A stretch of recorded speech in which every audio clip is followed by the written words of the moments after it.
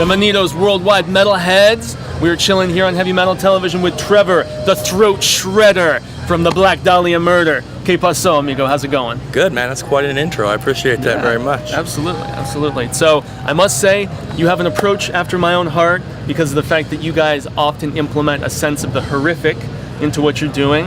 And I've been championing for a while that horror and metal have a shitload in common. I mean, they're both about scaring people, getting a reaction out of people. What are your thoughts on that, man?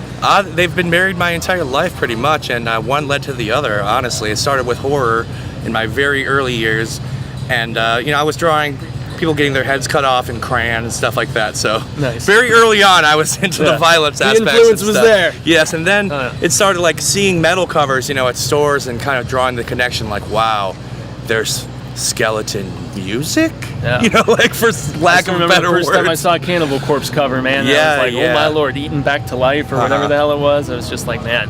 Yeah, when I was real young, I used to go look at all the album covers or the movie covers that at the video store in the horror section. Go, whoa! And then it was going to the record store and looking at all the death metal seeing the correlation and going, oh yeah, this is gonna be great. This is gonna be great.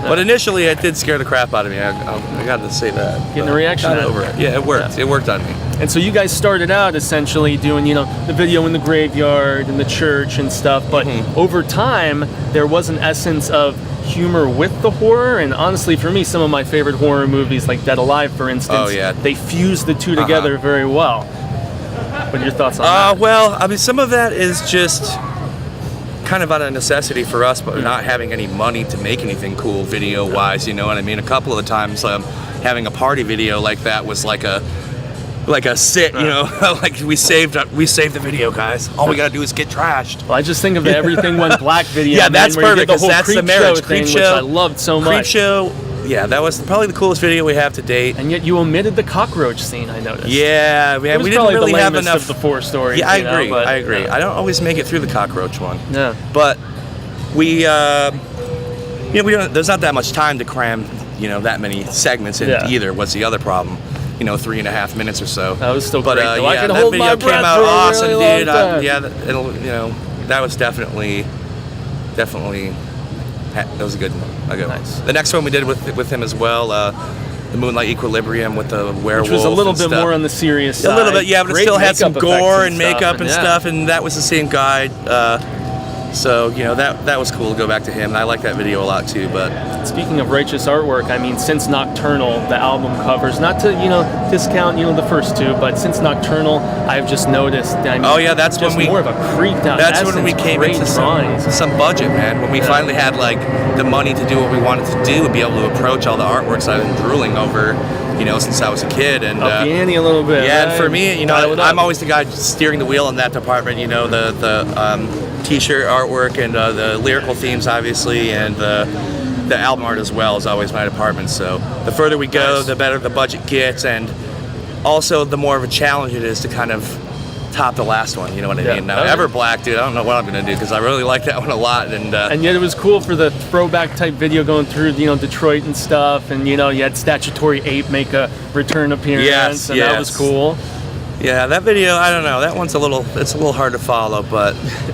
There's a goat in it. Fun. Abe Lincoln's in it. What do you want? Yeah, very nice, very nice. So you just put out, speaking of videos and stuff, you just put out a DVD this past summer. Fool 'em all. Fool 'em all. Yeah, is that a Metallica reference there? Of course, possibly? Yes. And the album, the cover itself is too. It's just looks just like the Pushead drawing. But Fool 'em all is basically we've been saying that we've been fooling everyone this entire time. Brian and I maintain we don't know why we're here, why we've been so lucky. But we fooled them all. Yeah, fans got to start doing what you that's kind of what we mean, It's been an amazing trip, dude. I think it kind of helps you keep things in perspective, though, right? I mean, if you stay humble about it and realize you're having fun. And there's definitely ups and downs, and there always is creatively, though, right? Just, most of the time we're in that burgundy bastard over there, that van, so close quarters, man. Yeah. Pays to make sure you're all friends and. Yeah, it keeps it intimate, right? Yes, yeah, it's definitely. Perhaps more so than you want all the time. But I'm just used to that life now, dude. I've been touring for 10 plus years, and most of it's in there. You know what I mean? So, always close quarters, lots of joking around, and that's kind of where the DVDs came from, like a necessity to show people what we're like as a unit, you know, because I think we have a special bond, and just to see the friendship, I guess, you know what I mean? Even in spite of the member changes, the people we have come in the band are people we want to have around us, we want to include, and you know what I mean? And there's always been the sense of rejuvenation almost when you've had certain new members, yeah, which man. you talk about on the DVD. Right, yeah. It's cool to have new blood come in, you know, especially when, you know, Bart and Shannon were kind of running out of steam near the end of it, and not to slight them in any way, they were awesome for their, you know, their tenure with us, but just, you know, to have someone come in that just is super excited to be on tour, super excited to take the band to the next level, and you know, that shares the same hungry goal. and ready. Yeah, right? hungry and ready. That's what we wanted, man. So yeah, you know, having the new guys was a good kick in the pants, and getting Ever Black Out was a way of like being like, told you they were good. You know what I mean? And then the DVD is like, told you they were funny and cool. What do you want, guys? Yeah, there they are. It's cool to kind of pull the curtain back a little bit, because people see the mystique of the metalhead a lot of the time, and the scary images and times. Right. And, Yeah, that's you know, honestly, a lot of my friends, you know, me being a metalhead myself, we're all kind of goofballs a lot of the time, and you know, I would say pretty lighthearted. Metalheads are nerds first. Damn right. So put that in your pipe and smoke it. That's why we go out and cover the Comic-Cons and the horror conventions and all this stuff at our stations. So, yeah, man, it's a lot of fun.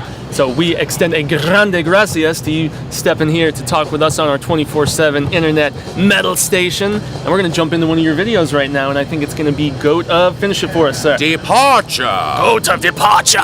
Enjoy yourselves, metalheads, and until next time, adios.